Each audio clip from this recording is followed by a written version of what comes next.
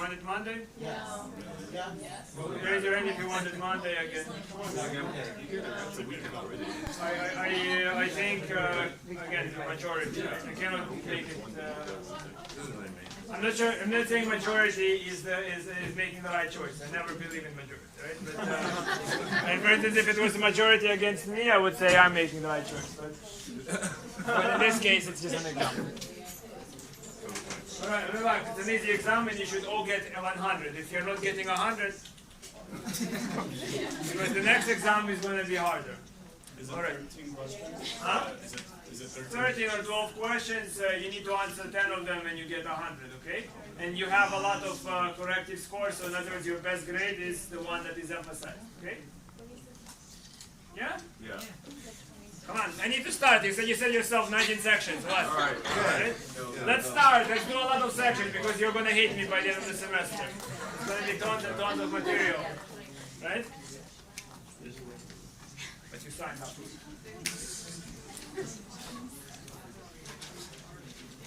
All right, so we talked about polynomials. Do you remember what polynomials are?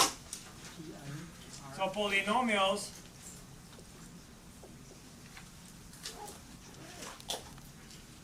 are of the following form. So we have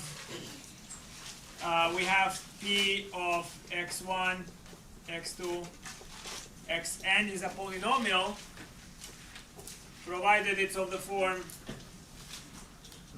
k equal 1 to n of ak x to the r.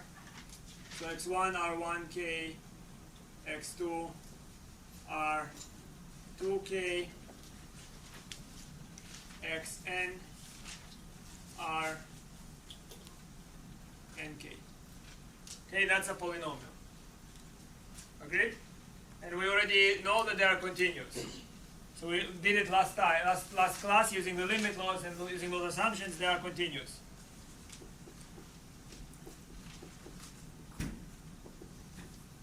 Polynomials are continuous by limit laws. So the limit laws are not made by men, right? So that's not like a legal law. So that's when they say law, I mean, people just say, oh, it's a rule. It bothers me enormously. It just crushes me on the inside when I hear that people say that. Or another thing, when I hear people say, do we have to memorize it? You know, or do we have to memorize a formula? You know what I think? I think, do we have to use napkins when we're eating? Do we have to wash hands before we're eating, or something like that? Right? It's mathematics, right? You of course have to learn and not memorize. So polynomials are continuous by limit laws, which means that limit as x1, x2, xn approaches a1, a2, an of p x1, x2, xn. This is the same as p of a1, a2, an. Do we agree? That's what continuity means. So those are polynomials. Now do you guess what are rational functions?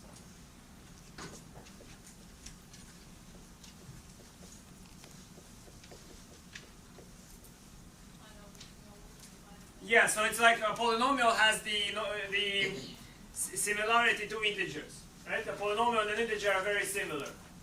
Do you believe me? And rational numbers are just like ratios of integers. So that would be ratios of polynomials. So that would be some function of the form r1, rx1, rx2, rxn. And that would be just p x1 through xn divided by some other polynomial q x1 through xn. So when could a rational function fail to be continuous? When it's divided by 0, exactly, right? So those are continuous.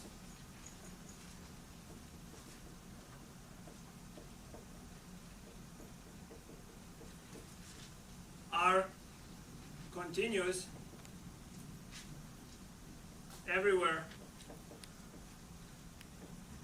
where q of x is not 0.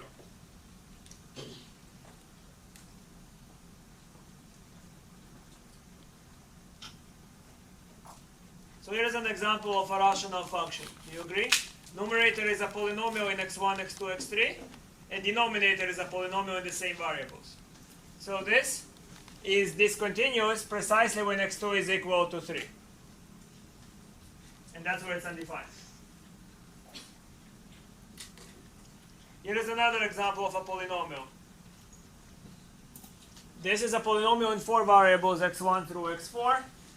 And what's the condition for this to be discontinuous? Well, x1 plus x2, if it's x1 squared plus x2 squared, if it's ever equal to 0, that means whenever x1 and x2 are 0, that's one case. And whenever x3 is equal to minus x4. Okay? So again, when denominator is 0, that's where we have a problem. So let's, with that, begin our consideration of computing limits. In this case, limits of rational functions. So they are still fairly tame. So here is an example. So we have a function x to the 4 divided by x squared plus y squared. X to the 4 divided by x squared plus y squared. When could this function be discontinuous? At what point? What's the only point where limits are interesting to us? Origin, right? X and y equal to 0. So let's calculate what is the limit as xy approaches 0, 0 of x to the 4 divided by x squared plus y squared.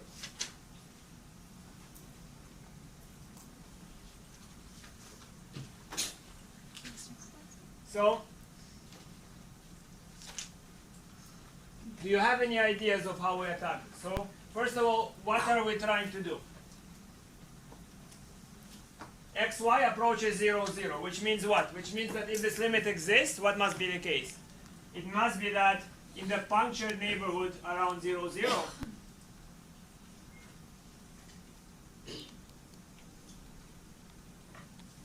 I should be able to select a disk. I can select a disk so that no matter how xy approaches to the origin, the value is the same. You agree? All those values are sufficiently close to 0, 0, so all those values must be mapped within some value L if the limit exists. Now, you see, in Calc 1, you only considered left-hand limit and right-hand limit. That's because you're in dimension 1. How many directions do we have here? A lot. Infinitely many. So let's just draw a few directions. So we can try going along this direction or along that direction. We can try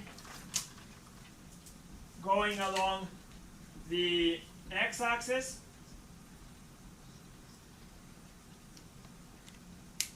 We can also try moving along some slanted line.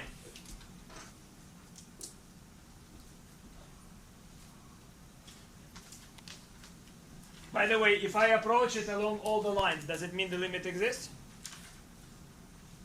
Interesting question. Well, we'll see it in a moment. So, first let's try to guess what the limit might be. So when we guess what the limit might be, we just take one direction, right? Just like in Calc 1, you can take limit as x goes to a from the right direction or from the left direction. So we can try doing something like that here. So let's consider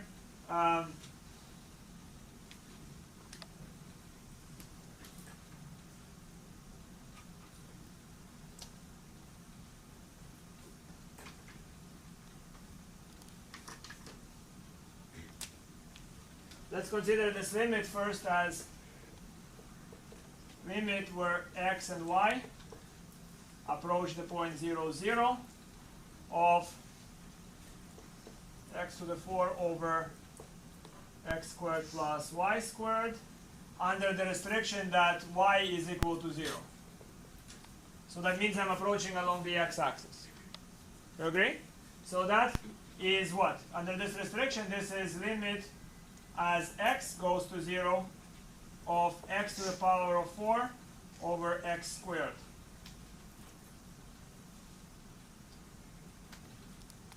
And what's that? X squared.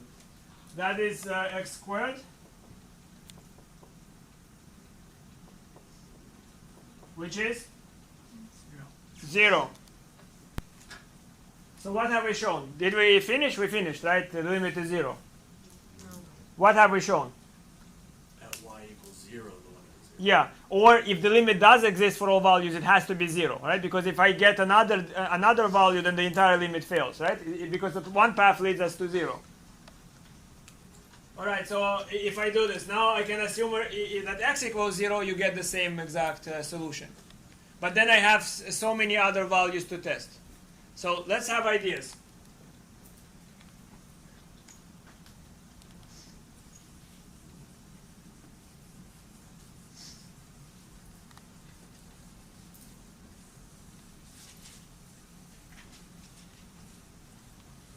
So can we test all directions simultaneously? That would be very nice, right?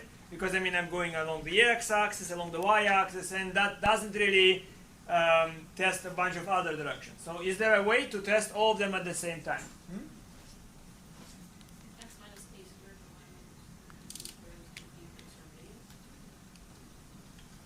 minus Just a second. Well, suppose I just pick some arbitrary line. Here is an arbitrary line here. How can I describe this line in a very nice way? Well, it's in two-dimensional space, so I can use y equals mx, because this is a line that goes to the origin. But maybe next time I'll have three-dimensional space. So the best thing to do is write a parametric equation of that line. So you see that we have a vector here. So this vector that goes through the origin must be of the form, so this line must be of the form t times ab. Do you agree? This is t times ab, where ab is the directional vector for that line. Now a and b cannot be 0 at the same time. Do you agree? Because we must have a non-zero vector. Because we are not at the origin. So a and b are not both 0 at the same time. So if b is equal to 0, that means I'm on the x-axis. If b is not equal to 0 but a is, then I'm on the y-axis, right? So that captures the notion of all lines. So then I can do this limit, and in this limit I will have xy is going to 0, 0 under the constraint that x is equal to t times a and y is equal to t times b. You agree that's the constraint?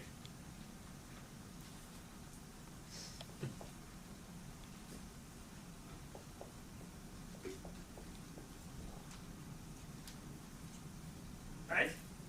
So this really is what? I can control x and y going to 0 by controlling the parameter t.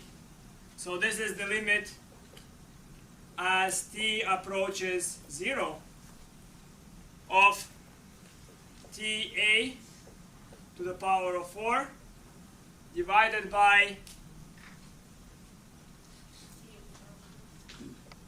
ta squared plus tb squared. Agreed? Now I can simplify this, right? In the limit, well, it is after factoring the t's. I hope you see what I'm doing since I'm skipping something.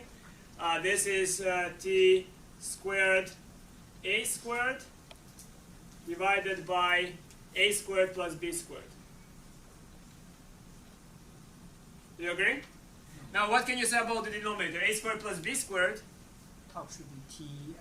A to the 4, yes. Thank you. No, another thing. No, now I cancelled. Here was t squared and t squared, so that is t squared. Now it's correct. So a squared plus b squared, is it ever 0? No, because either a is not 0 or b is not 0 or both are not 0. So a squared plus b squared is a non-zero number. And then I have t here that does go to 0. So the result is what? 0. So again, I checked all possible directions, so to speak, right? I looked through all possible paths, And I concluded that, you see, if I go in this direction, if I go in that direction, if I go in that direction, anywhere I move, the limit is 0. Now, a very interesting question. Did I prove now that the limit is in fact 0? Any ideas?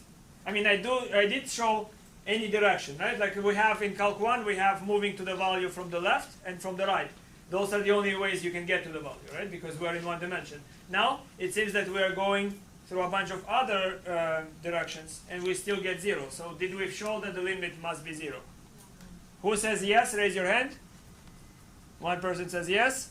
Anybody says no? Anyone dares to say no? Yeah? I would say because we test linear or linear approach for me. Interesting, right? So first of all, what have we tested? We have tested motion only along one dimension. So in other words, once you go along a line, you fix that one dimension along which you are touched. But what about dimension hopping? What if you are moving in this way? What if you're going to approach the curve in a parabolic path, for instance? We haven't tested that, right? A parabolic path is different. You see why it's annoying, right? So limits, I mean, it seems that by this Calc 1 procedure, we were never done, right? Because even though we were able to show in all generality that moving along lines, well, we do get 0, then we have quadratic curves, then we can have cubic curves, or all sorts of curves. And they are never ending, right? And then we then need to use something else. So one approach is, But aren't all of those points going to be included in the lines that you drew at some point? well, okay, for now hold this question, right? Because I'm going to give you an example and you will see something interesting happen, right? But for now, yes, you see, it looks like, oh, aren't all those points included in the lines, right? It seems like, I mean, if you're crossing, then you're traversing a line. So why should it matter? Because I'm just jumping. Well, each line leads me to 0. I'm jumping through lines. Why would I possibly get somewhere else, right? It seems like a very solid logic. I like the logic, right? It seems very solid, but something is off, right? So here is method 1 of showing it. So again, right now we seem to suspect the limit is 0. So now let's actually prove it's 0.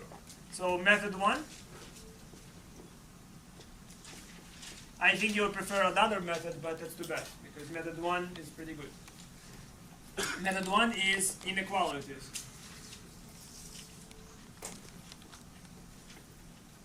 So let me give you a sense. So you see what happens here. This is x to the 4th and this is x squared. So x to the 4th, it's power 4. Power 4, if you take a number that is very small and you multiply it by itself 4 times, you get a very small number, right? And the number that you get is growing to 0, it's melting towards 0 faster than if you square a number. Okay? So the reason you would suspect this goes to 0 is because, in essence, this is to the power of 4. We're going to see it in 2 ways, right? The power of 4 is dominating. So by inequalities, I don't like that there is x squared plus y squared. And I'm going to try to eliminate it. So I'm going to use a squeeze theorem to eliminate it. So we have that, you agree that this function is always non-negative. You agree? Now, this is also equal to x squared times x squared over x squared plus y squared. Now the nuisance, the reason that this limit is hard is because of x squared plus y squared on the denominator. So I would not like to see here x squared plus y squared. I want to see here, instead of x squared here, I would like to see x squared plus y squared. That would kill the denominator, right? So but I cannot really say equality, but I can say inequality. This is less than or equal to x squared times x squared plus y squared over x squared plus y squared. Great? You see what I did? I replaced, this is x squared multiplied by one number, and here it's multiplied by a number bigger. So I grew up. And what is this? This, as long as x and y are not 0, this is just simply x squared. So you see this expression is between 0 and x squared. So now what happens is as I push xy to 0, 0. This is just simply 0. Right? What happens if I push this? Again, this is a polynomial.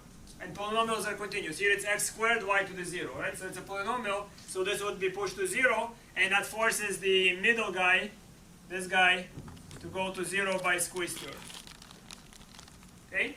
So I did now prove using inequalities that this limit has to be 0 because I control it between two surfaces. I squish it between two surfaces, and those surfaces descend to 0 as xy goes to 0. So this, whatever variation I have in the surface, it's smashed to 0. You say x and y cannot be equal to 0? They cannot be equal to 0 when I push them towards 0, 0. Right? The point xy must be a point that does not lie at the origin. Could one of them be 0? Of course, as long as at least one of them is not 0, then it's not in the origin. Here's that picture. You see there is a hole in the middle, right? You're allowed to place xy anywhere around that disk, but not in the middle. That's what you do with limits all the time. No, I'm saying, but would this argument still hold up if one of them was 0? If which one were 0, sorry? If either x or y were 0, would that... Well, of course. I mean, you see x squared plus y squared are together not 0. You're pushing the limit. So Is it possible to convert to polar coordinates? that's the next thing, right? So that's why it's method 1. A lot of you will prefer method 2 for a lot of the questions that are given in the books. Why? Only because they are pretty simple, right? And they are so suited that you can actually reduce it to one dimension. But a typical limit is very scary, right? Typical limit inequalities is maybe one of your bet, and and maybe a few other techniques. So here is another method 2. Sorry.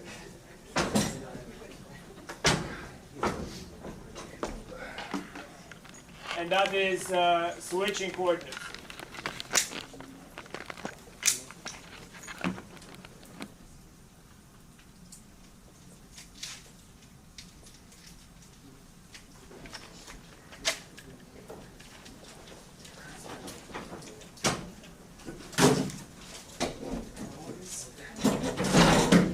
Осторожно, Леша. Не задаешь.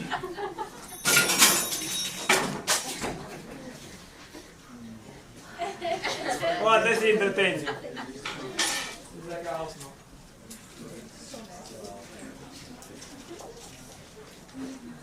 Осторожно с ними, ты никогда не знаешь. Alright, method 2, switching coordinates. So what we do now, we look at this equation and we rephrase it in terms of which would you like to pick? Well, the nice choice is cylindrical coordinates, or I guess polar, better said, right? So what we're going to do is we are going to look at it and we're going to switch to polar. And we're then going to have that this is limit as r cosine theta, r sine theta goes to 0, 0. Of what is x to the 4th? That would be r to the 4th cosine to the power of 4 theta divided by the denominator is just r squared. You just picked polar coordinates just because it fits well for this problem, right? Yeah, if it's right for this problem, I'm going to show you a few other problems where the coordinate choice is a little more exotic. But usually, again, in Calc 3, usually what choice can you have? Polar, spherical, that type of thing, right? But they could be much more exotic, of course. So what is this thing? This is just, you look at this and then you think, okay, how do I make my point xy go to 0? Well, theta has little to do with xy going to 0.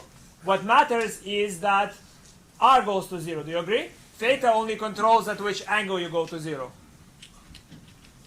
So what we have is that this is limit as r goes to 0, and actually 0 plus, of r squared cosine to the power of 4 theta. Now notice that's where the r squared, that's where the numerator is dominating. That's because what remains is r squared. Okay, so the way I think of this is this. I think of actually going fishing. So I can then, I'm standing in the plane and I cast my fishing rod, right, my fishing rope, and then I have the fish, right? And then this fish is, it has no choice. As I'm reeling it in, it's going to go to 0, 0. But it can make my life bad, maybe, right? It's going to try to go out in a bank to take revenge. And the revenge will be to make my limit not converge, if it can, right? So imagine that what I do is I'm just rolling in this fish, and it's just thrashing about, and it's trying to make my limit not convergent. So what does the fish control? Fish does not control the distance to me because that is controlled by me reeling in R. But what the fish does control is theta. So you can imagine that any path, straight, if the path is straight, that means that theta is fixed at an angle. The fish is just sitting stubbornly and just waiting to be reeled into my boat, right? Or if the fish is changing the angle somehow like this, right? Then it's some sort of curve. So you can imagine any curve is being traced by the theta, okay? But then notice that cosine of theta is between -1 and 1, and cosine to the fourth is actually between 0 and 1. So it has, this is bounded, right? So this is just by squeeze theorem. It's between the limit 0 and r squared, just like we had before actually, x squared, right? So actually inequalities are still used here implicitly, right? But then you can just conclude that this limit is 0. So far good? You'll see why the limit is 0, because this, by the way, this theta is not under my direct control. I can select different paths and that would oscillate and change the theta. But this function cosine to the fourth of theta is bounded. And when you take a bounded function and multiply by something that goes to 0, it crushes it to 0. So this fish has no ability to affect my limit. All right? Good, so that's one introduction. Let's now look at... So this means that the discontinuity, by the way, is removable. If I define the new function and I set it equal to 0, then this combined function is now continuous. You agree? It's removable discontinuity. If you remember from Calc 1, removable discontinuity means that you only need to define the function appropriately at this special point, and now it becomes continuous. Right? So if the limit exists, in essence, then you only need to patch one point. If the limit doesn't exist, then there is a rift, and there are a lot of points to patch. So that would be a non-removable discontinuity. Okay? So removable discontinuity is like a surface with a small hole, and you just need to patch in that hole. A non-removable discontinuity is where the surface has just like the two plates are rifted apart. All right, so let's now examine this idea, method 2. Right? Let's practice doing method 2, which is switching to different coordinates. That's some of the examples can be dealt with in this fashion.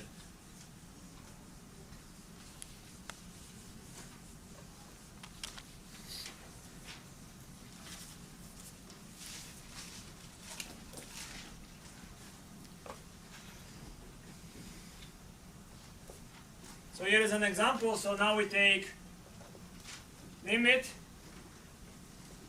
as x, y, and z go to 0, 0, 0 of e raised to the power of -1 over x squared plus y squared plus z squared. Okay? So you look at this problem and you see it looks like it is a three-dimensional problem, right? In this case, how do I approach 0, 0? I approach 0, 0 in a ball, in a sphere, right? You just take a sphere and I can approach it from any direction on the sphere. Now, what's a nice idea? How do we attack this problem? Square So we have x squared plus y squared plus z squared. That reminds you of what? Sphere, right? So switch to spherical coordinates.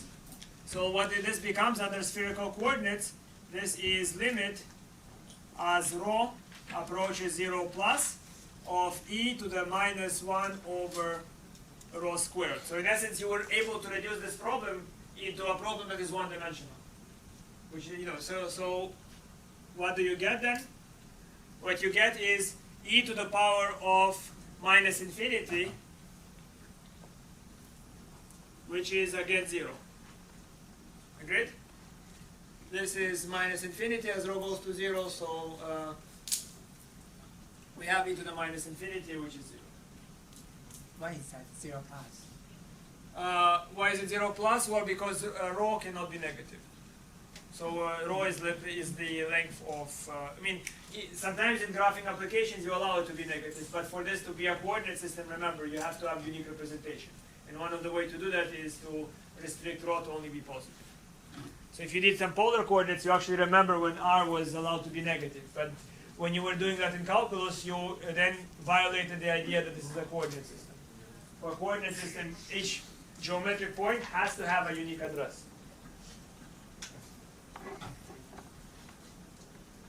let's do another one. But by the way, before you do it, I'm going to hide it from you. So that's also good review of some ideas. So if we have this example now, we now take limit as xy goes to 0, 0 of sine of x squared plus y squared divided by x squared plus y squared. Now, by the way, you look at this thing. What is the surface? What can you say about this surface? Be careful. I mean, we studied surfaces for who knows how long, right? What is the surface? I'm not telling you to graph it. Easier. What can you say about this surface? Characterize it. No, it's a paraboloid. Is when you have the parabola rotated. What is this surface? You're saying like it's just x squared plus y squared? No, I'm talking about this thing. What is the surface? I mean, you can say something about it, right? Was that when you attach two sides of the line? I don't know. I mean, you don't try to remember stuff, right? Don't try to. Maybe I can guess it's this or that. Don't guess. What is this?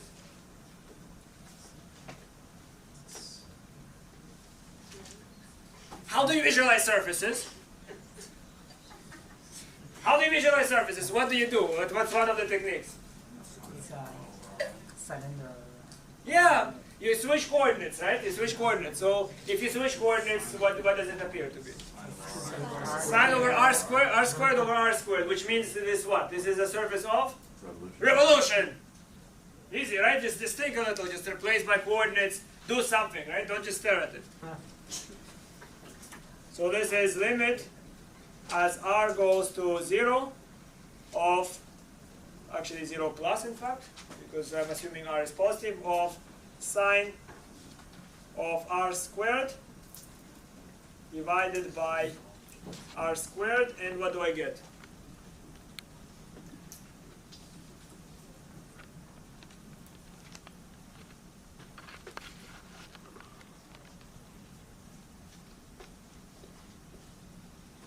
What is sine of a number that vanishes to 0 divided by the same number that vanishes to 0?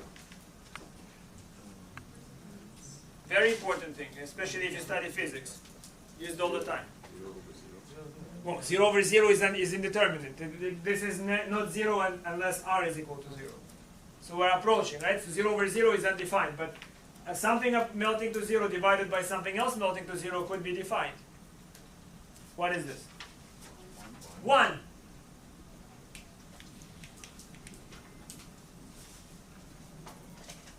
This is 1.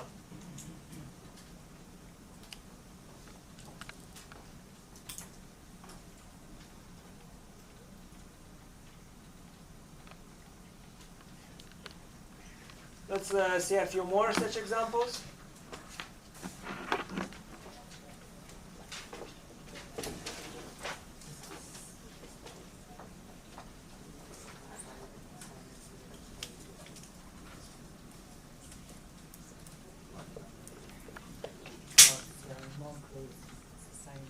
So now I take limit as x, y, z goes to 1, 1 and minus 6 of 6 x cubed y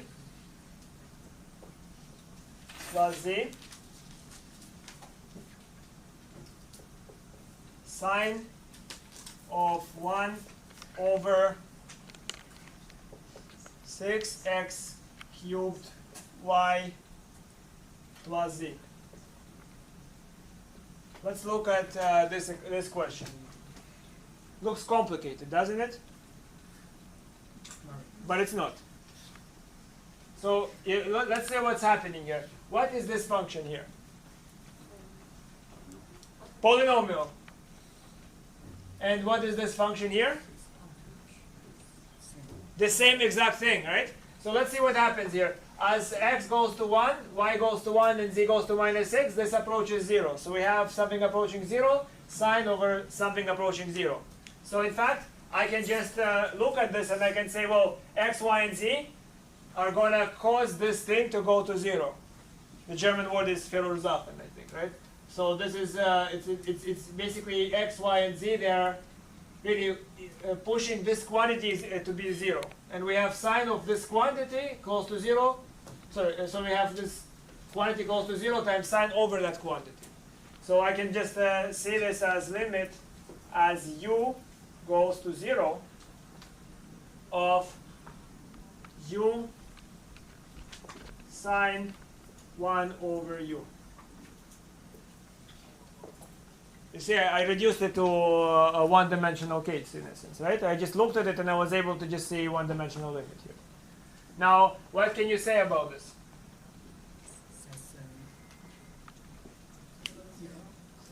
Yeah, because sine of 1 over u is bounded, right? Whatever it is, it's bounded. And remember, if you take anything bounded, multiply by u, and u goes to 0, this is gone, it's 0. By squeeze theorem. Good?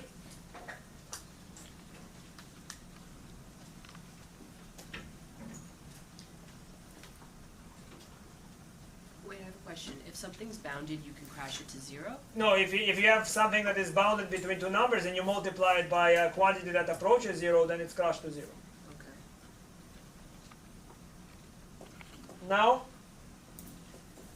let's look at this example slightly modified. Slightly modified, very, very simple.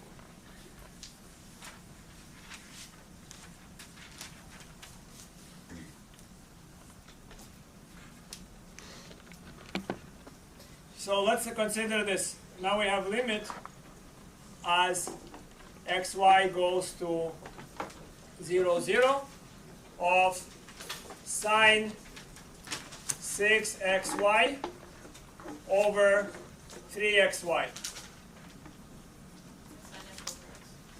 It's like, yes, very similar, but this should be 6. They should be the same, right? So what I do is, I can write this as limit as xy goes to 0, 0 of 2 times sine of 6xy, divided by 6xy.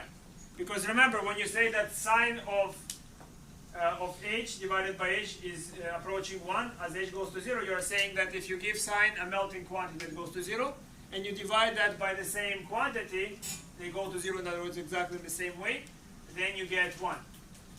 So in this limit, this becomes, so this is limit as u goes to 0. Do you agree that because the polynomial 6xy, it will approach 0 by continuity. So I can just call it u. So this is limit as u goes to 0 of 2 sine of u over u, and that is 2.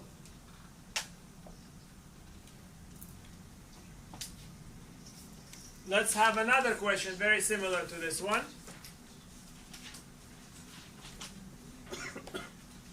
So now we consider a limit as xy goes to 0, 0 of sine x times y over y. What do you do here? Multiply by x, right? So this is the same as limit as x y goes to 0, 0 of x times sine xy divided by xy. And then this is the same as what? As the first limit is 0 times the next thing is 1. So the result is 0. By the way, if you see a question like this in this book, I should give you a warning.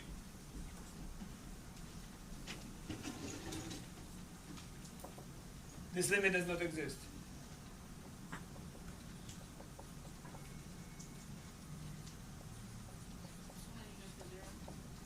I'll explain.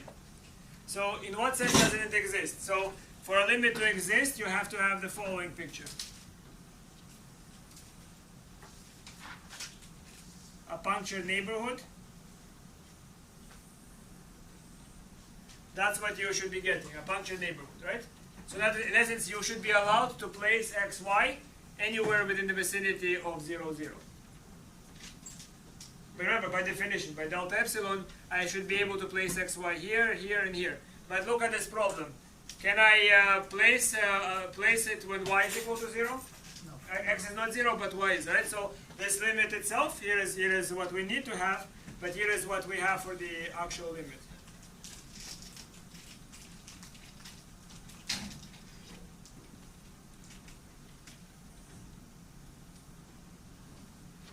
That's our case, right? That's what should be. And this is what we have.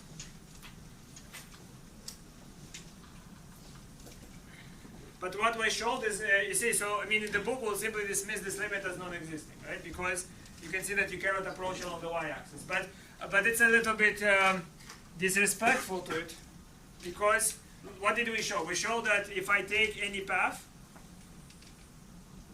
like this, or like that, right? As long as the path does not cross the y-axis, the limit along that path is going to be 0. You could just restrict it also, right? You could just say y, where y is not equal. Yeah, where y is not equal to 0, you can say that this is so, okay? Right?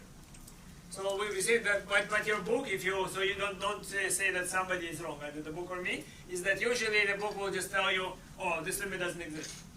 Why? Because you need this. This is the picture you have to have, right? You should be able to plug in values all around 0, 0, or all around the center, the place where you're approaching. But here, I don't have the y-axis. Good? So I don't have the x-axis.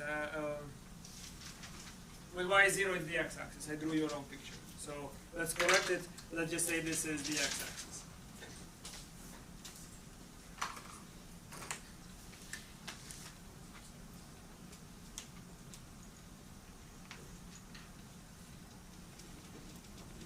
This is the x-axis, okay? Because the x-axis is where y is 0. Agreed? So,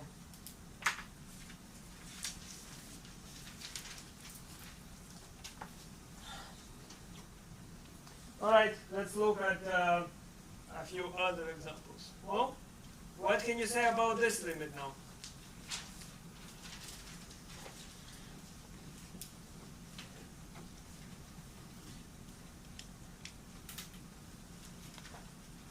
Now you notice that we are only dealing right now with limits of rational functions. So it's only a polynomial or a polynomial. That's not coincidental.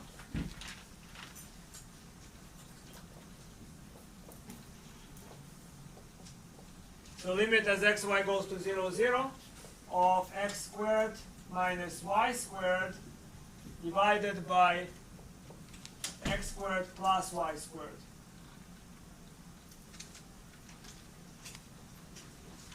What can you say about it?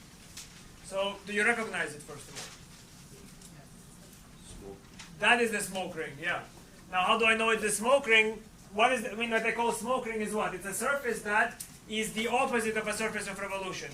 The only way you change altitude is by changing the angle. Okay? So, what do you think? Looking at this expression, does the limit exist as you go to 0?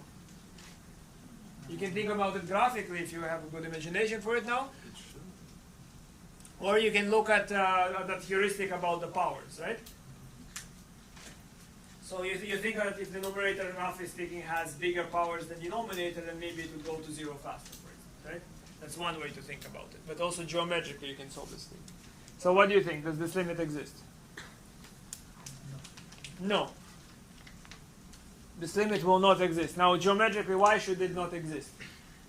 Because if you convert it, you eliminate your all instances of R, so you're only left with With theta, right? So in this case, the malicious fish is able to affect our limit. So as I'm reeling it in, I consider the limit as R goes to 0 plus, and this would be, would you allow me to do this in one step?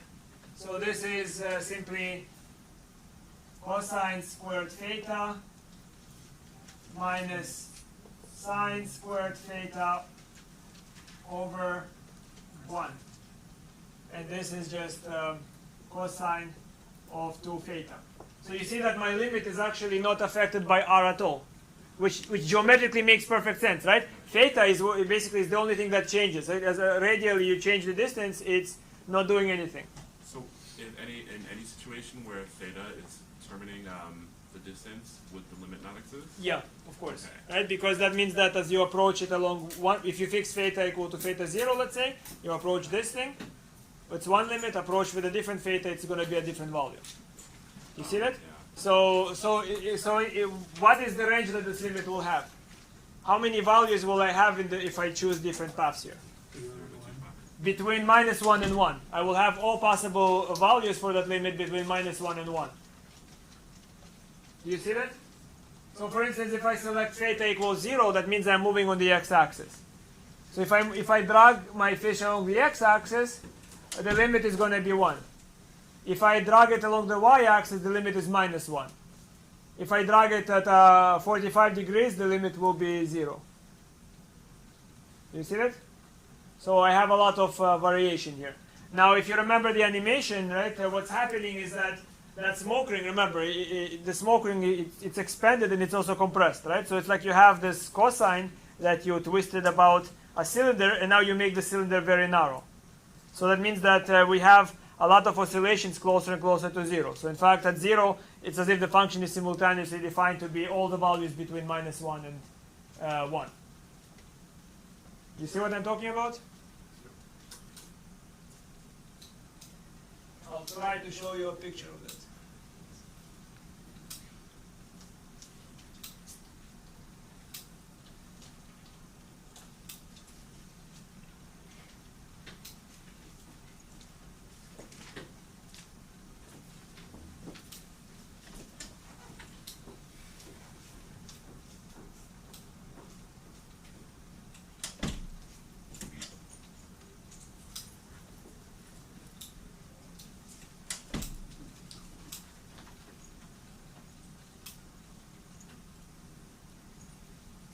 Here, look at how this surface is produced.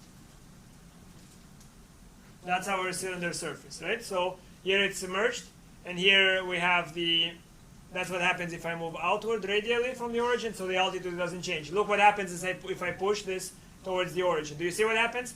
That this cosine is drawn smaller and smaller. So you see that right away, all the red points, they are just on the z-axis, so it's between -1 and 1.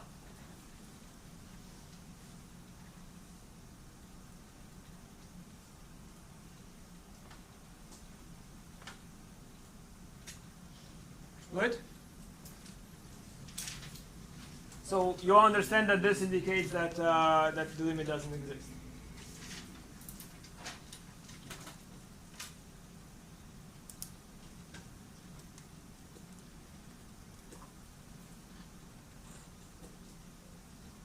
Now again, let's return, I think. Yeah, let's return to that question. Suppose that I was able to verify that as I take the limit along a line towards the point of interest, the limit exists. So if I go this way, right, through all the circle, if I move along a line to the center of that circle, the limit exists. Does it mean that can I conclude that my limit exists?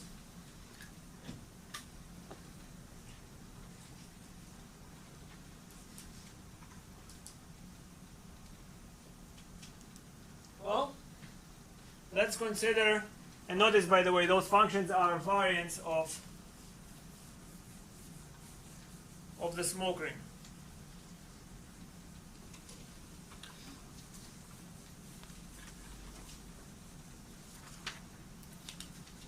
So consider taking limit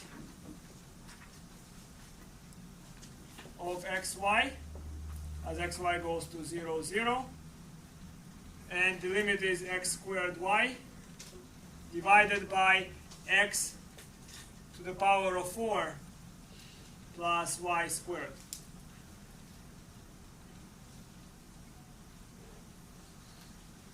So let's see that this limit will exist along any line.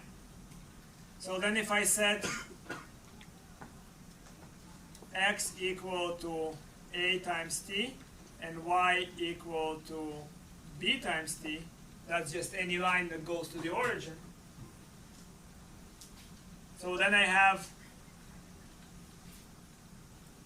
limit as t goes to 0 of at squared times bt divided by at to the power of 4 plus bt squared.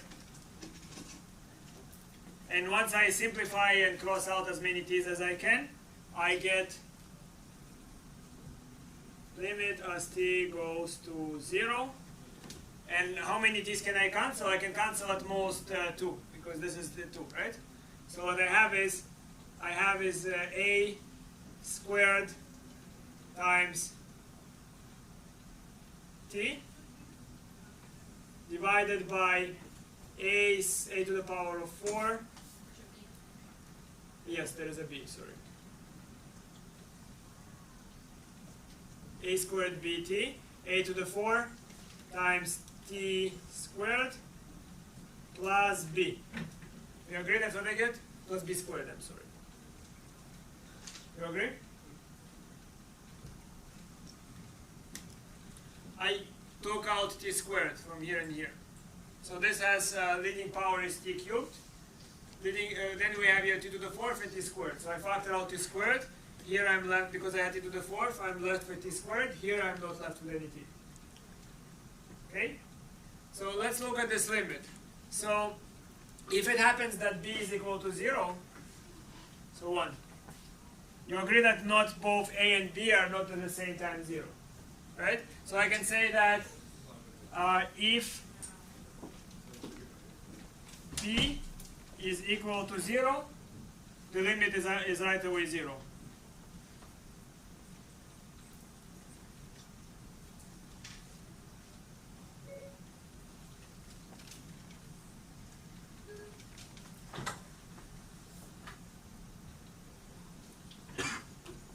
That limit will just be a squared times 0, an actual 0, times t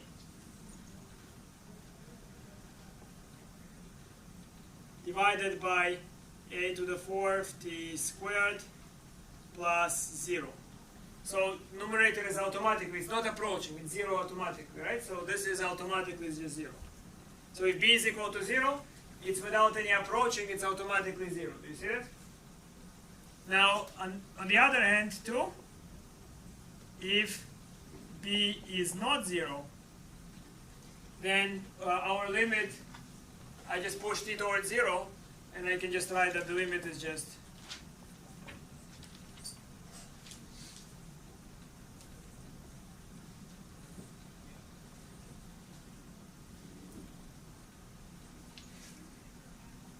so the limit is just 0 divided by 0 plus b squared, which is 0.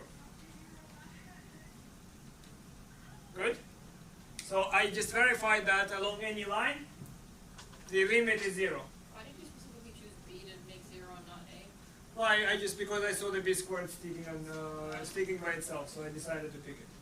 And I could have done the analysis by saying, oh, if a is 0 or if a is not 0. But the point is that the possibilities are either a and b are not 0, that's the remaining possibility, right? So basically, if b is 0, that's one case, and b is not 0, that's the other case. So in any situation, the limit is 0. You agree? Excuse me?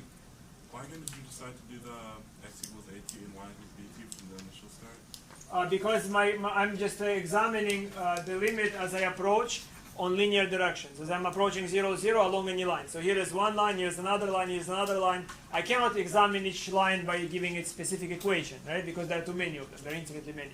So I'm just saying, oh, a generic line is at, comma bt. That's a generic line that goes through the origin, parameterized. But doesn't this still account for those non-linear situations like we're talking about? No, that's the point of this example. So we just examined only linear approaches. My question is, did we show that the limit exists?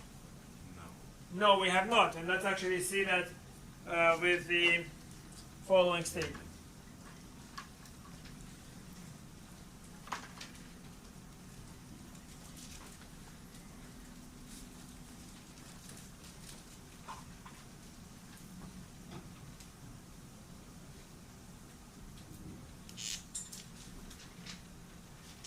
So observe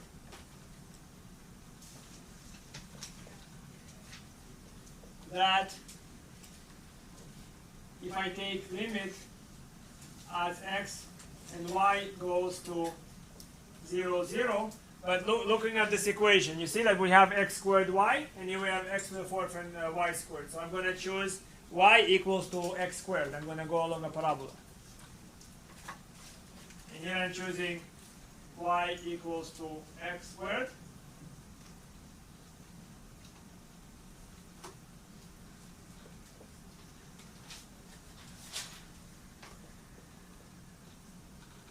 Now this just becomes limit as x goes to 0. Here we have y equals x squared, so we have just x to the power of 4 on the numerator, x to the 4 plus x to the 4. You see that? Because now we have y squared, so it's x squared squared. So the result is just 1 over 2. The output is now 1/2. So that tells you that it matters to consider nonlinear pathways, right? Just by knowing all the linear pathways does not allow us to conclude that limit exists. Here's an example. Weird, right? You see what happened, right? It seems like what's exactly happening? You're jumping through those lines, and okay, and then you're getting closer and closer to the origin this way still. But if you go along a parabolic curve, you can get 1/2. Whereas if you get along any line, you always get 0. So intuition can sometimes really be misleading. Interesting example. You see what I'm saying, right? Because it seems like, okay, so if I just move along other lines, it feels like Raquel's suggestion is that as if I'm just jumping through the lines and I'm getting closer still, right? But somehow moving in a parabolic case, moving along a parabolic curve, I actually end up at a different value.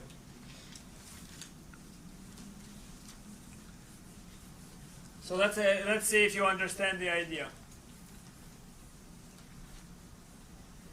Suppose I give you another example, and this example is considering the function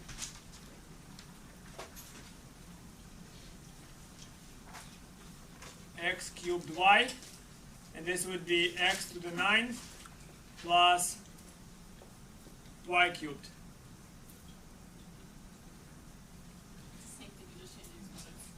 But in this case, to detect differences, right? Which path am I going to pick? So you can just look at this and limit along any line. Limit along any line or linear path.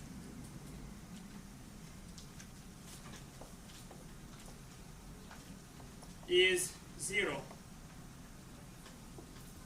But if we move along y equal to what? What's an interesting value we would give? What path are we going to use to detect a difference from 0? X cubed. X cubed. Limit is 1/2. So again, the point is only here. I just made a slight variation. By the way, if you look at it, if it were x times y divided by x squared plus y squared, that would be a smoke ring. Just the smoke ring would be 1/2 sine of 2 theta, for instance, right?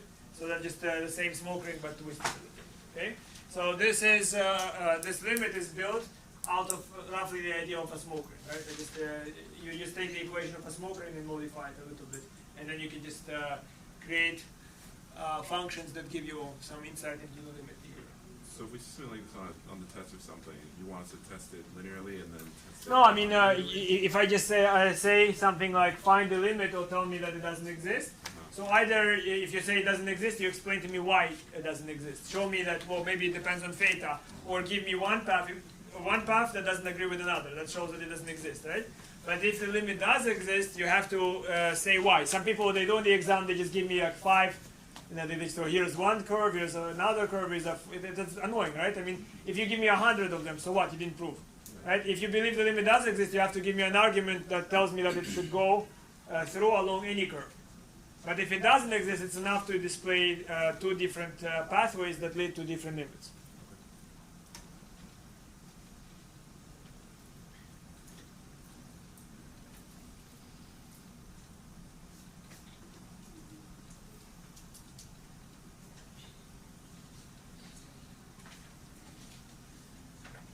So limit of vector valued functions. Again, I will make very, very short work of it, although you're advised to look through it if you want to. So suppose that I considered a function like this one, and I needed to find the limit for this function, let's say, as xy goes to 0, 0 or something, who knows, right? So what I will do is I will just examine the limit for the first component, and examine the limit for the second component, and the limit for the combined function exists if and only if the limits for all the components exist.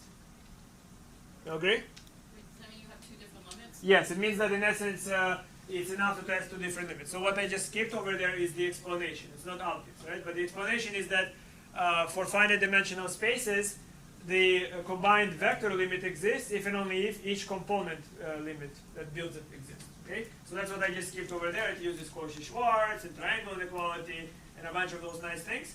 This, by the way, is not true in infinite dimensional spaces. So you might have limit of each component existing, but the limit of the entire thing doesn't exist. But what's always true is that if the limit of the vector exists, the limit of the component will also exist. Okay? So those things, that's why you need to kind of know proofs of that. Because again, you saw before, intuition sometimes just fails us.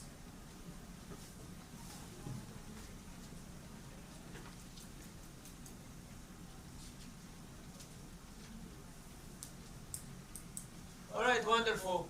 There is also open sets, closed sets, and continuity. And if you want to read this, right, open and closed sets are going to be studied. This is not a deep description of them. When I teach analysis, that's when I really spend a lot of time on open and closed sets. They're incredibly, incredibly important. So it just makes me want to vomit when people just, oh, let's skip this thing, right? It's basically that's all of advanced mathematics. That's all of if you read calculus and manifolds, if you read any seriously decent book. It's going to be full of open and closed sets and compact sets and all that wonderful stuff. But here the explanation is also very limited. You can look into my notes for math analysis to see a deeper explanation if you want to. So with that, we finished limits today. But of course, you have a lot of exercises that you want to go over. And some of them, again, be very careful. Just because your answer does not agree with mine, I know that there is at least one case where there is a mistake. I make mistakes sometimes, happens, right? But actually, in my book, I'm going to show it to the professor that I'm reading. There was one thing I was stuck on, and I'm pretty sure the person who wrote it, Alfors, made a mistake. Because I carried a calculation that was different, and that gives me that result. Okay? So there are mistakes. So but you should detect them if you are a sensible person. If you know what you are doing, then they would not bother you. All right. This class is over when? We have 7:25, right? So we have over 25 minutes. We have like 30 minutes. Good? See, and you will work. You see, we're going to return to 2.3, but it's easier to work on 2.4 first. So that's where we start.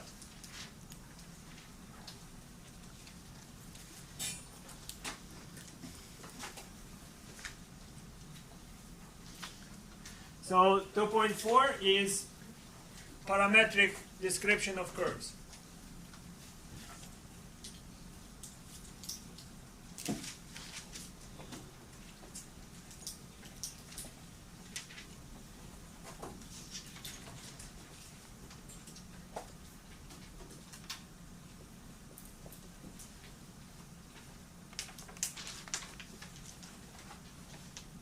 So this is one of the most important chapters for calculus. All the animations I did for you use parameterizations of surfaces and of curves.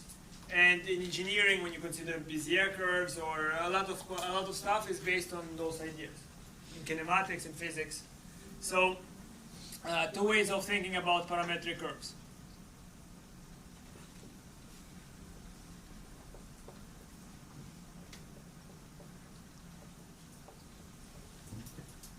So First way is geometric.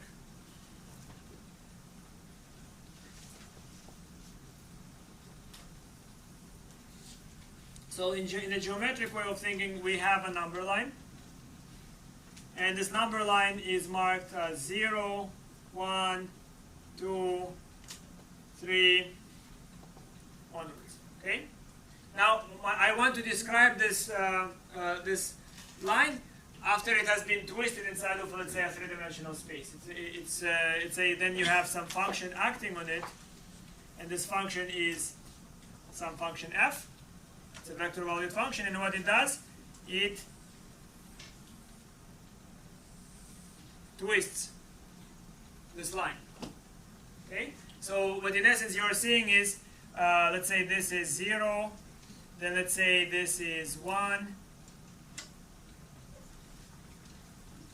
and somewhere here is 2, and maybe very, very far out is 3, because it doesn't even have to preserve the distance between the markings, right? So the analogy of what happened is I just had this line, and I just twisted it, and I also imagine that this number line is actually like a rubber skin on top of it, right? So I also can stretch that rubber on top of it. Okay? So what is this function doing? So this space is R, and the space that holds this curve is R3. So my function is actually a function from R, or from a piece of R, into R3. And this position is basically, this is a translation. So for instance, if some point here is t, what it describes is where did t go?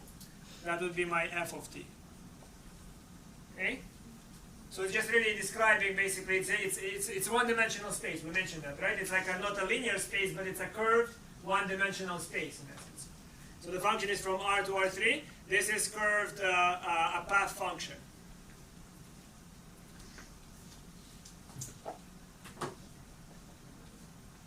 It's a path function, and f of R is the curve. So you understand that the path function tells you where did the number line go, right? On this curve, but I can actually select different number lines. And basically the curve is, again, just the shape, right? It's just that shape. Okay? The path function is just actually telling you where did the address on the number line go. So 1, it went here, 0, it went here. You understand? It tells you where those points went. But the curve is the actual shape of the tool. Is that like a general terminology? Like a path function is when you move from one dimension to another? Well, yes, it could be it's actually from R to R to some other power, right? So let's say R3, R4, R5, it's just a path function, right? So we're going to see that a bunch of different paths can give you exactly the same curve.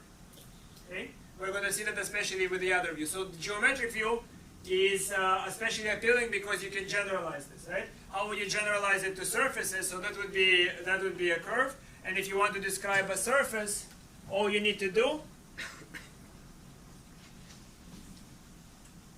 is just take the same idea. That's what we did with parameterized planes, right? So a surface would be something like this. This is curve. Maybe I would say geometric, and here let's write curve. And here we have geometric and surface.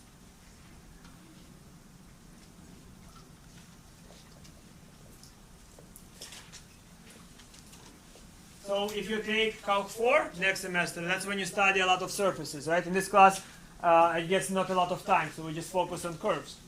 But really, you can quickly understand what surfaces are. So geometric surface. What would you think is a surface? So if here I just took a curve, I just took a number line and I folded it. What do I need to do to create what you call a surface? So what am I folding? Yeah, plane, or just take a piece of paper from your notebook. Imagine it's ruled, for example, right? And then the ruling is just telling you how to fold it. You're just making a papier-mâché out of that surface, right? So something like this would be, right? So you have, and again, it depends on the coordinate that you pick. So you can take a plane, So the plane has different coordinates, right? So it has, it's divided. Here I'm assuming it has rectangular coordinates, but it could be polar coordinates, in which case you would see concentric circles with lines emanating from the origin, like you would have radial lines coming in, right? So, but this is the rectangular ruling.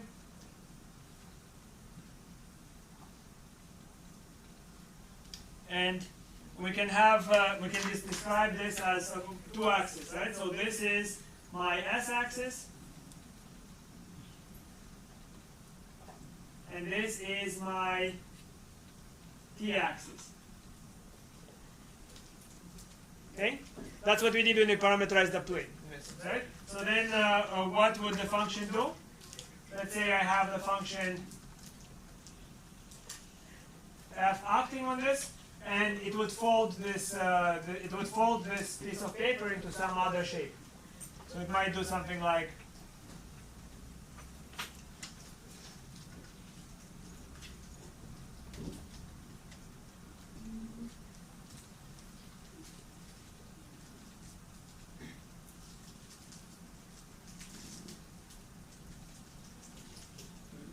This.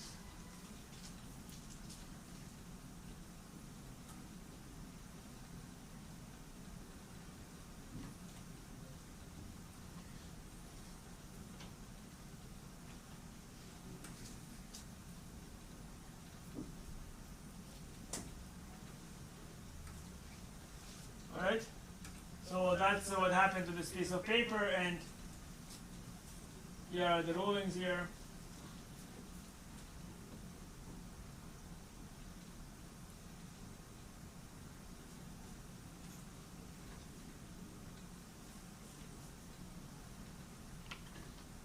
You see it's folded. I mean, I gave you a very basic one, but you can fold it in very complicated ways, obviously, right? So what's the effect? The effect is that here you have the point ST, and now I just want to know where did that point go. Well, let's say it went here. So that is my f of ST. Now, as a function, what can you say happened here? As a function, we mapped from where to where? From where to where? Where is this folding happening? In what space? R3. R3, right?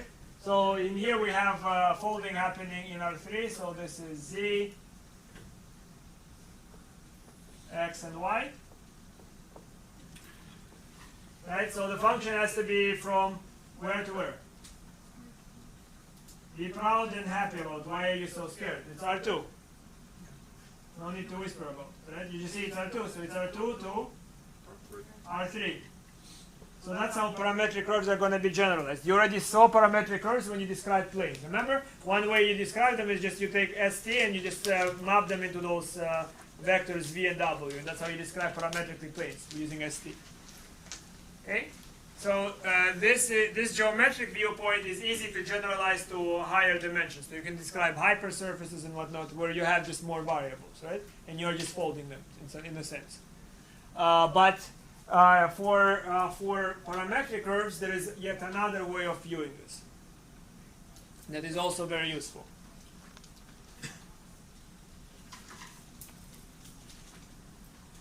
You understand the geometric. The geometric idea is that what you are taking is you're folding a one-dimensional space or a two-dimensional space and immersing it possibly in a higher dimensional space. So you don't think of motion, you just think of just stretching something and twisting something. But parametric curves gives you a view in kinematics. So second view that is just, I guess it's very hard to think of those things in that term. It's very hard to think of the geometric view.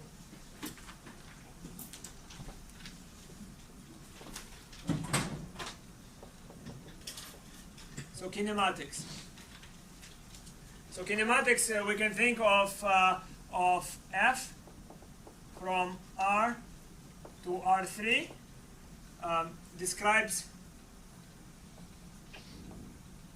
the position of a moving particle.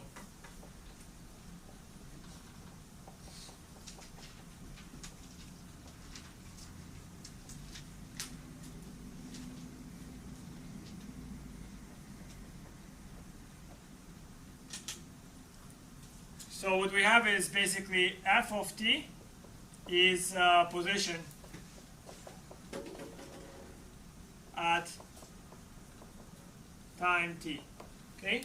Now this view is very hard to generalize to a function from R2 to R3 because then you have s and t. So which of them is time, which of them is something else, right? So those are the two main views. So let's consider basic examples. Let's focus on curves.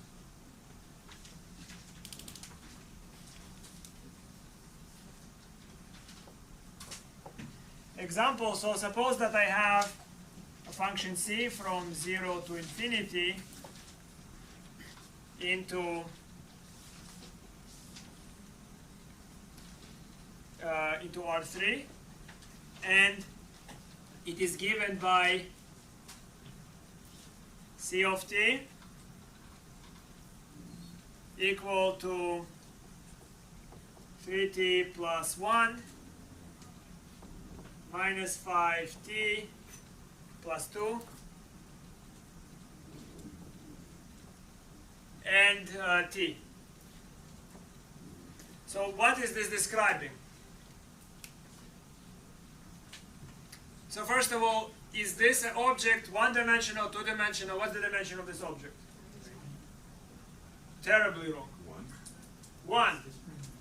It's parameter t. You see, you're going to make this mistake again. It's parameter t. It's one-dimensional. Why do you say 3? Why did somebody say 3? Tell me.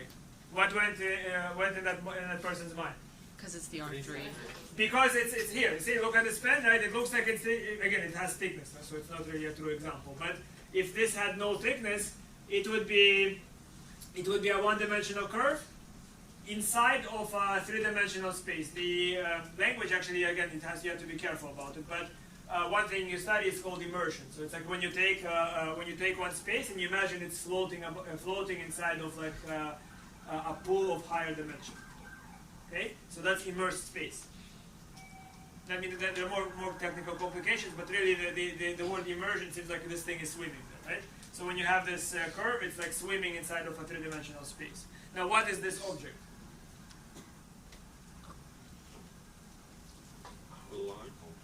Line, yes. Except that c is not allowed to take negative values. So this is what? Positive part of the line or array, right?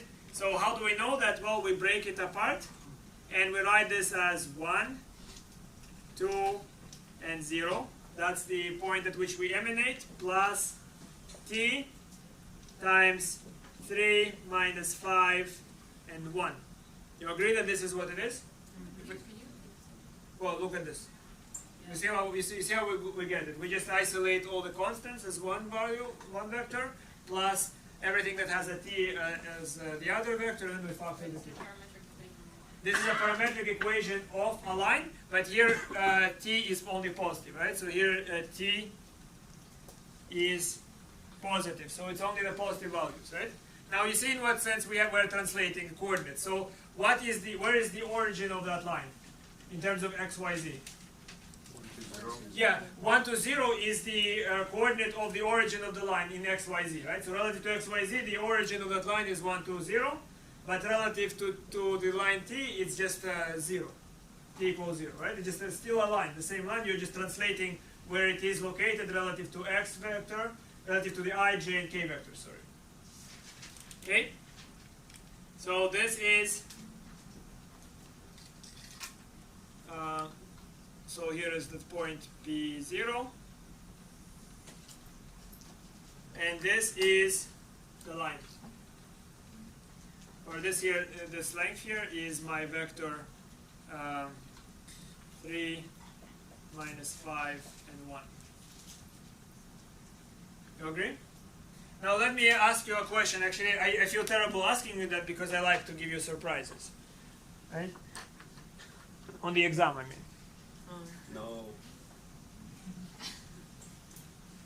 Because I mean, so what? I mean, just it's like eat 1 spoon for mommy, 1 spoon for father, for papi.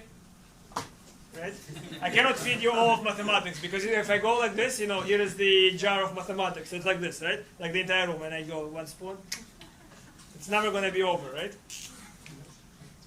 So you have to think. So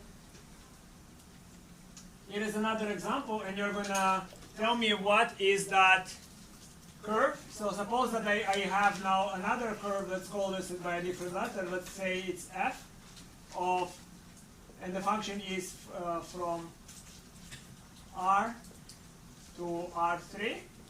And here is how I'm going to write it. F of t is equal to 3 sine t plus 1 minus 5 sine t and sine t. That's the function that I gave to you, right? And my question is, what is it? Let's try to analyze it. Piece was piece was Piece of a line, interesting, right? I heard also somebody said a wave. So we have sine there, so it goes like this, right? no. Piece. Does it ever go like this? Let's. So what do we do here, right? So when we examine this, it's always, you look at this thing, it's always useful to write it in the expanded form. So you can write it as 1, 0. Doesn't matter. It doesn't have to be the same, right? 1, 0, and 0. And then I can write the thing that has the sign. Notice the sign here, and sign here, right? So then we have plus sine of t, 3 minus 5 and 1. Now what does the sign do here? From 0 to from -1 to 1. Exactly. So in essence, what is the sign doing? I mean, if you had to draw this thing, exactly, right? Some people draw this, but you see, when you draw this, what are you drawing? You're drawing not sine. You're drawing x comma sine x. When you draw this shape, it is x comma sine x. You're drawing the graph of sine, not sine itself.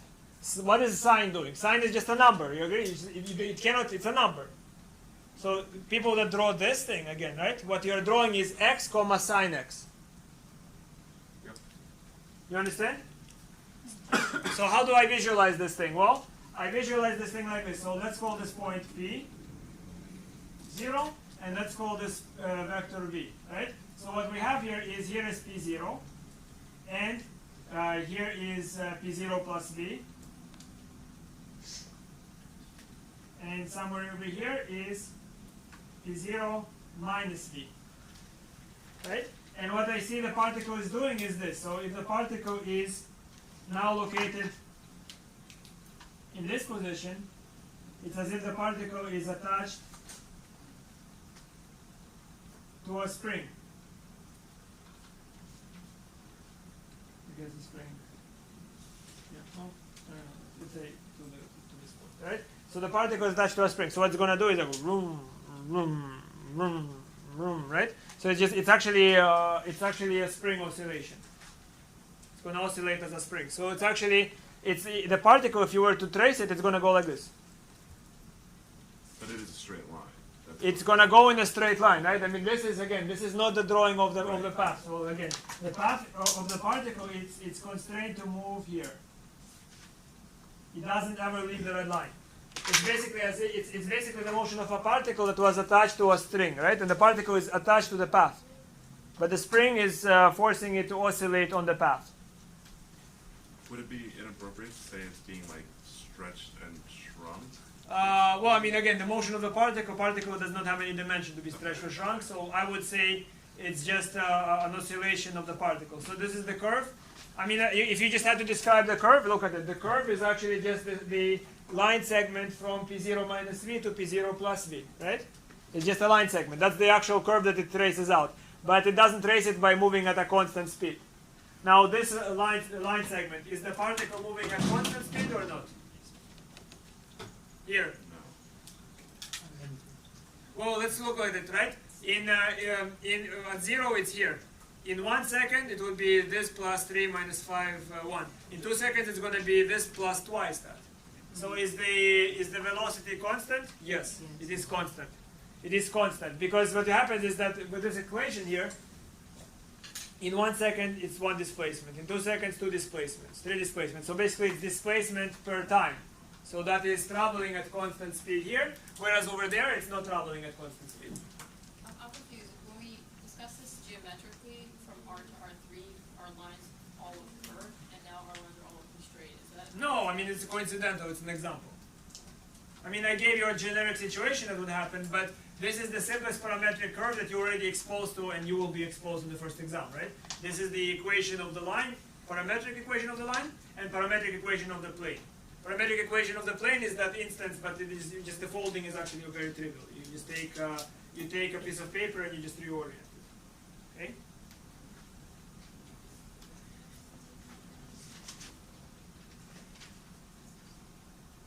So one of the very simple things to describe is motion along a circle. So here is a circle, and here is a point on the circle. So this is a circle of radius 1. What I can do is I can describe the motion of a particle that traces it in terms of the angle that the particle makes with the x-axis. So here the angle is t. So I just chose the angle to match time, right? So in 1 second, how much is the angle going to change? In 1 second it will be from 0 to 1, which means the angle changes 1 what? Radian. 1 radian. In 2 seconds it's going to be 2 radians. In 3 seconds, 3 radians. How long will it take this particle to clear the entire circle? How long will it take? No, twice that. 6 point something, right? So slightly more than 6 seconds. So if this t represents time in seconds, the video that this will animate will be something more than 6 seconds long. A little bit over 6 seconds long. 2 pi seconds long. Okay? So this particle is moving at the circle at constant angular speed. Do you see that? In this parameterization, which I just chose, I could make it go faster or slower, that's up to me. But I chose to make it go with 1 radian per second angular velocity. What about its speed? Does it have a constant speed as it moves along the circle? Around circle is smooth. Yes, right? Because the speed will be really just t multiplied by the radius, which is 1, right? It moves along the circle with a speed of,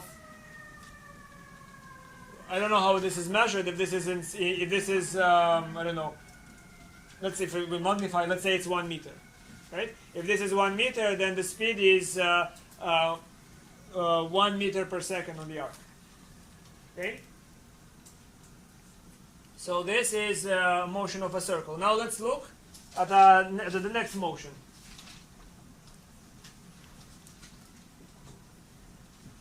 What can you say about this curve? Now it is c of t equal to 3 cosine t and 2 sine t.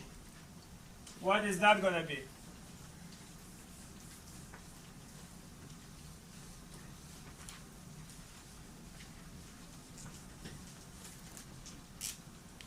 So suppose that my parametric curve is c of t equal to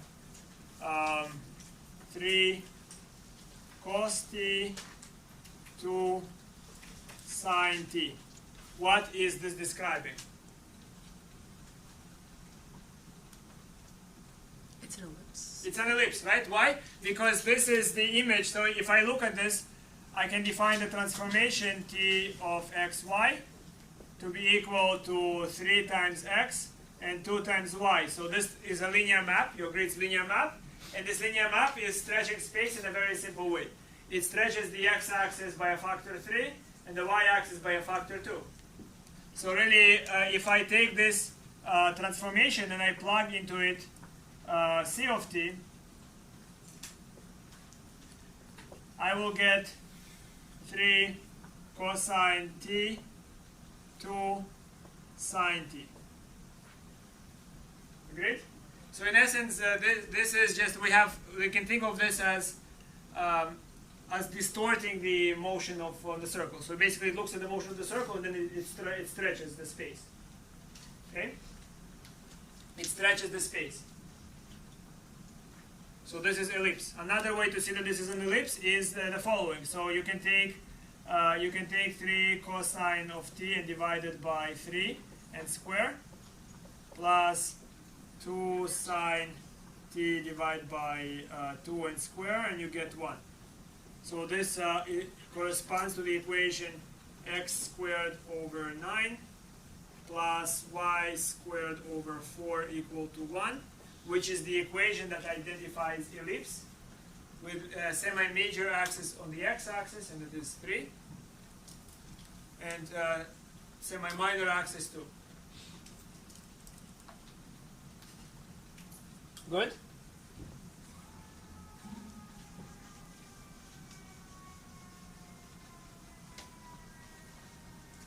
Wait, why didn't you put the 1? Well, do you agree that cosine squared plus sine squared is 1?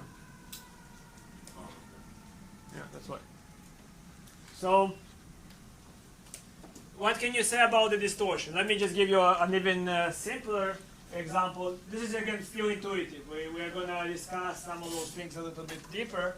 But suppose that I have that C of t is 3 cosine 70, 3 or 2 sine 70. Now, are those the same path functions?